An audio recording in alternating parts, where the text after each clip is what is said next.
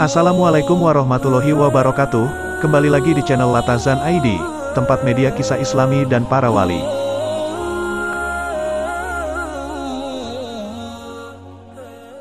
Kali ini akan menceritakan tentang kisah perjuangan Rahma El Yunusiyah, seorang ulama perempuan pejuang martabat wanita.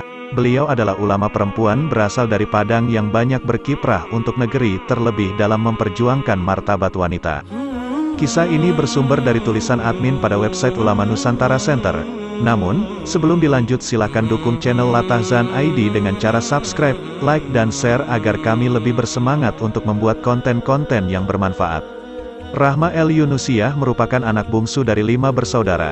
Beliau lahir dari pasangan suami istri Muhammad Yunus bin Imanuddin dan Rafiah. Rahma El Yunusiyah lahir pada hari Jumat tanggal 20 Desember tahun 1900 Masehi, bertepatan pada tanggal 1 Rajab 1318 Hijriah, di negeri Bukit Sarungan, Padang Panjang.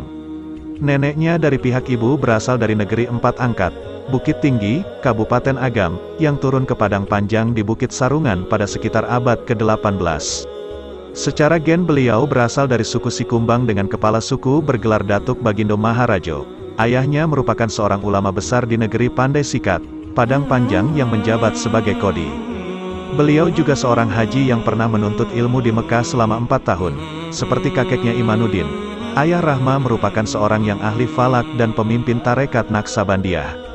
Kakek Imanuddin sendiri masih memiliki hubungan keluarga dengan haji miskin dari Pandai Sikat, salah seorang Hariman Nan Salapan pada Perang Paderi pada tahun-tahun 1822 sampai tahun 1838 Masehi. Selain itu, beliau juga masih memiliki pertalian saudara dengan Tuanku Nan Pulang di Rau, ulama Minangkabau yang hidup pada masa Perang Paderi. Dilihat dari latar belakang keluarganya, Rahma berasal dari keluarga yang tidak hanya taat agama melainkan berasal dari keluarga yang turut berjuang dalam pembaharuan Islam di Sumatera Barat. Rahma dibimbing langsung oleh kakak sulungnya yaitu Zainuddin Labai. Lewat kakaknya ini Rahma mendapatkan banyak ilmu dan dorongan yang sangat berarti bagi perkembangan intelektualnya.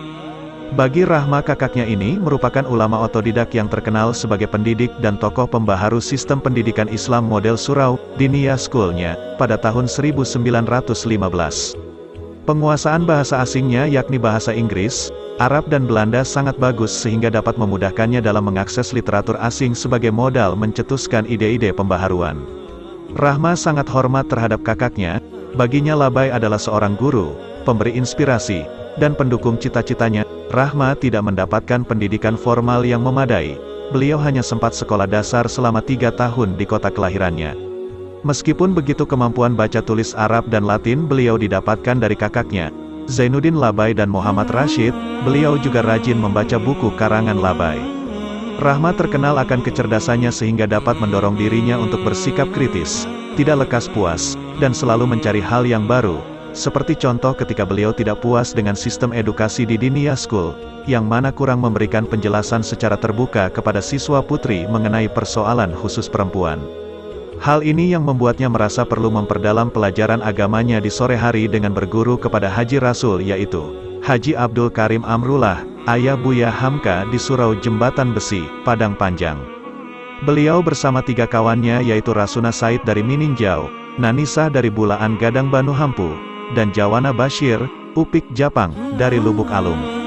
Ketika terjadinya gempa bumi pada tanggal 28 Juni tahun 1926, yang menyapu Padang Panjang dan sekitarnya termasuk Surau Jembatan Besi, membuat Haji Rasul memutuskan untuk kembali ke kampungnya di Sungai Batang, Maninjau.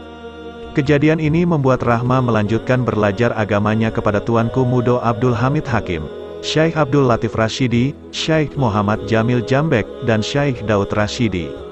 Pada usia 15 tahun Rahma dijodohkan oleh orang tuanya. Lalu di tahun 1922 suaminya berkeinginan untuk menikah lagi. Ketika suaminya meminta izin untuk berpoligami, Rahma menolak keras keinginan suaminya itu. Meskipun tidak secara langsung menolaknya, ketika diberi pilihan untuk menerima atau memilih cerai, beliau memilih untuk cerai. Setelah resmi bercerai, Rahma aktif melakukan gerakan memperjuangkan hak para perempuan. Beliau menjadi pemimpin rapat dengan para ibu-ibu di Padang Panjang, Kegiatan seperti sering mendapatkan sorotan curiga dari Belanda, sehingga membuatnya pernah dihukum dengan denda 100 gulden yang dituduh membicarakan politik dan menjadi anggota pengurus Serikat Kaum Ibu Sumatera. Perjuangannya untuk mengangkat derajat kaum perempuan terus beliau gencarkan, dengan bukti didirikannya Diniyah Putri School Padang Panjang pada tanggal 1 November tahun 1923.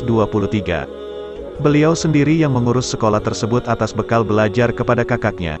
Ketika kakaknya meninggal dunia pada tahun 1924, Rahma sangat sedih kehilangan seorang kakak yang sekaligus gurunya itu. Kakaknya telah meninggalkan bekal buat Rahma suatu prinsip yang kuat, sebuah prinsip untuk menolak bantuan dari pemerintah Belanda dalam memajukan sekolahnya. Selain itu, beliau ingin kaum perempuan berjuang sendiri terlebih dahulu sebelum meminta bantuan laki-laki. Bila kondisinya dalam perjuangan tidak tercapai-capai, baru boleh meminta bantuan lelaki. Itulah sedikit kisah Rahma El Yunusiah. Semoga terinspirasi dan memberi kemanfaatan. Assalamualaikum warahmatullahi wabarakatuh.